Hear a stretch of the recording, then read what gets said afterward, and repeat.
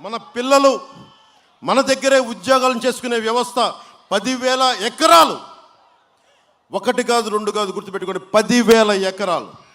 10,000 ఎకరాలు దారాదత్తం చేశాం.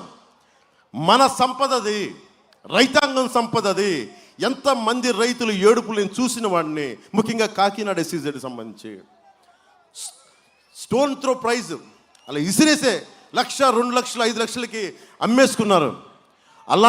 అలాంటి SEZలో మన యువతకు కావాల్సింది, మన బిడ్డలకు కావాల్సిన ఉద్యోగం చేసుకునే వ్యవస్థలు, పరిశ్రమలు ఇక్కడే తీసుకొద్దాం. ముఖ్యంగా SEZ రైతాంగానికి, నష్టపోయిన రైతాంగానికి చెప్తున్నాను, నేను సోషలిస్ట్ని. నేను వకీల్ సాబ్లో అది నా సినిమా నా పాత్ర కదా, నేను నిజం. అదేదో సినిమా కోసం చేయలే, నా జీవితాన్ని సినిమాలో చూపించాను, అంతే తేడాదని.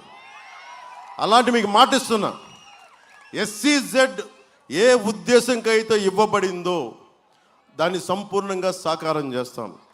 రైతాంగానికి చెప్తున్నా, అసెంబ్లీలో భారీ మెజారిటీ ఇవ్వండి నాకు. అసెంబ్లీలో రైతు కడుపు కోత ఏంటో నేను చూపిస్తాను. మత్స్యకారుడి కష్టం ఎలా ఉంటుందో నేను అసెంబ్లీలో గళ వినిపిస్తాను. మీ గళం అవుతాను, మీ గొంతుకు అవుతాను, మీ ఆత్మను అవుతాను. నేను ఒక చేనేత కార్మికుడు మగ్గం నేసి వెన్నెముక కరిగిపోయి ఉంటుంది, ఇరిగిపోయి ఉంటుంది.